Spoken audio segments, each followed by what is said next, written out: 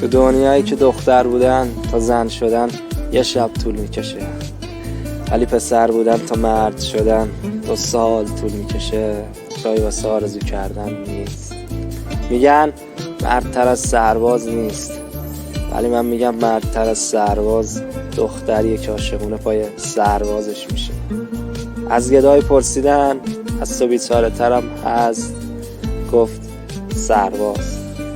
آمار کشته های همه این جنگ ها غلط بوده است.